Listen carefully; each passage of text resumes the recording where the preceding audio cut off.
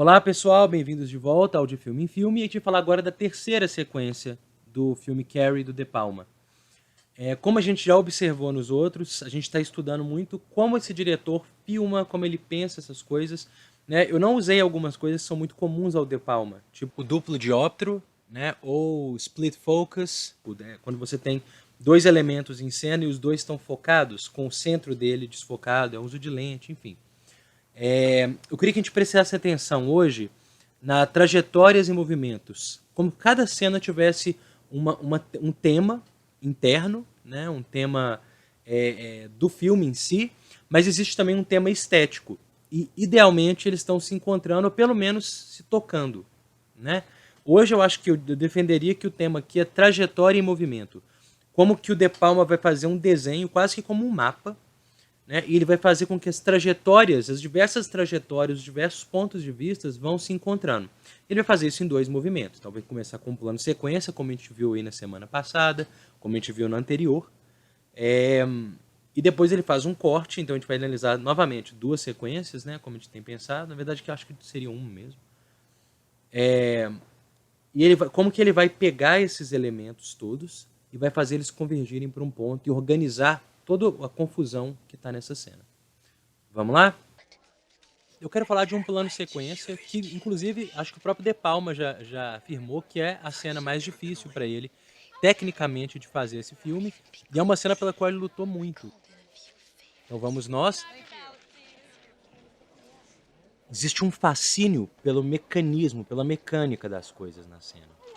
E é muito interessante observar que ele está desvendando isso no tempo real, na duração real. Então, o De Palma ele não está fazendo um picote de coisas e unindo um tanto de ceninha, né? A mão pegando, a mão entregando. Ele está deixando o tempo se desenvolver.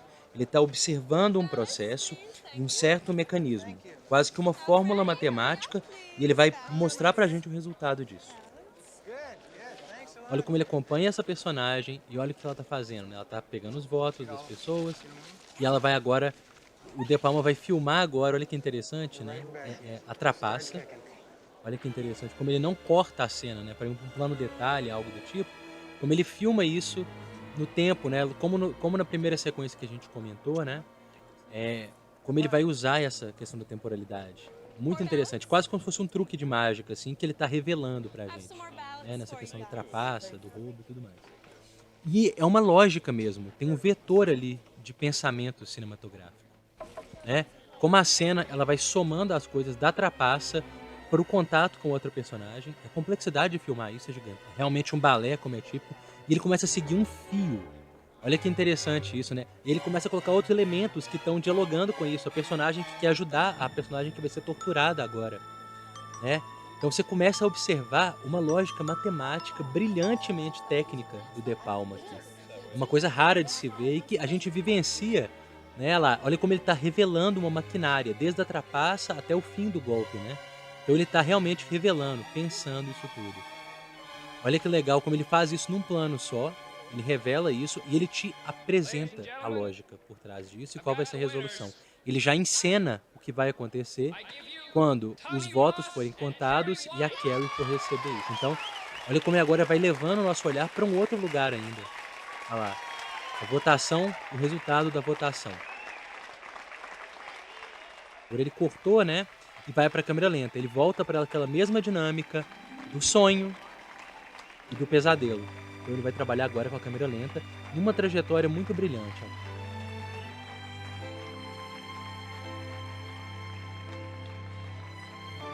Novamente tem um contraste que vale a pena notar aqui, né? Que é do plano sequência para o excesso de cortes. Vocês vão ver como que esses cortes vão ficando mais ordenados e ritmados no fim da sequência.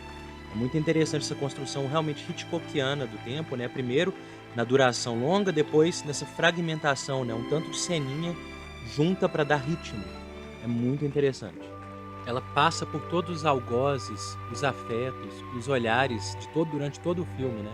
É isso, seria uma história de ascensão. Como quase todo filme de suspense, é sobre olhares, as dinâmicas do olhar, a maquinária do olhar.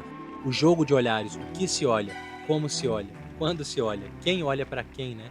É o típico jogo do De Palma, né?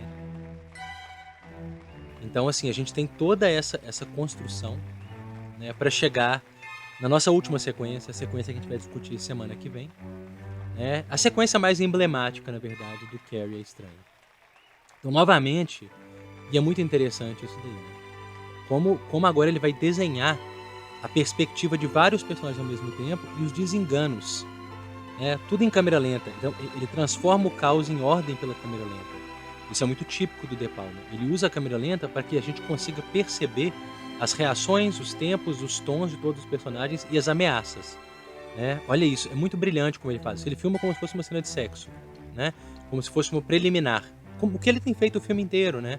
Ele faz isso como se fosse uma preliminar sexual para alcançar ali o que seria um gozo muito perverso. Vocês vão ver agora no final dessa sequência como que ele vai trabalhando isso como se fossem vários microelementos que levam a uma espécie de gozo cinematográfico, né? Ele tá fazendo um jogo, então. Olha como ele vai pontuando as reações. Então é isso, ele está instituindo o tom e resolvendo os personagens. Como existe uma dinâmica empática na sequência, né? Como ele te coloca ali e como ele faz com que o espectador fique tenso numa temporalidade contínua, né? Que a gente não consegue mais, né? Lenta, gradual, mas também matemática. Ela está indo para a resolução quase que única, lógica.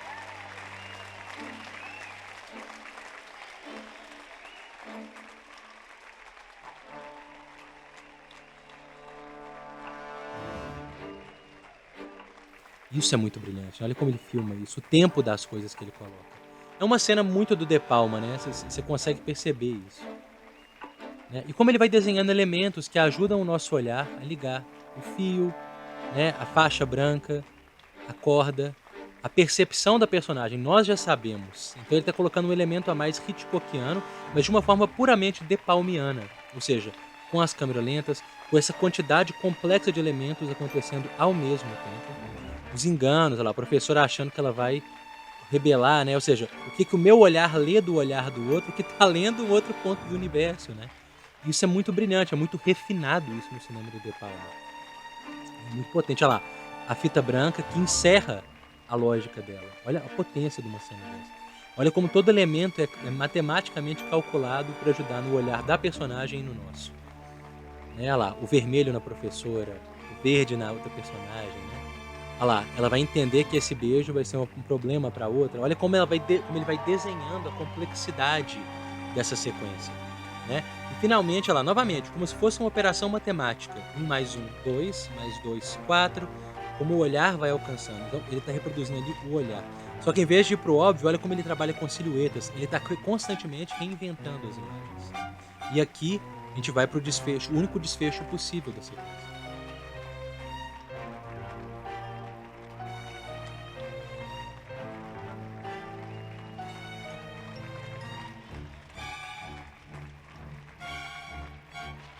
Muito genial, né? O que um viu, o que o outro não viu. A dinâmica dos olhares é a chave do cinema do De Palma. Né? Algo no De Palma digamos, diz respeito à complexidade do olhar. Né? E é uma cena muito triste mesmo. Deixo vocês agora com a sequência quase sexual do De Palma.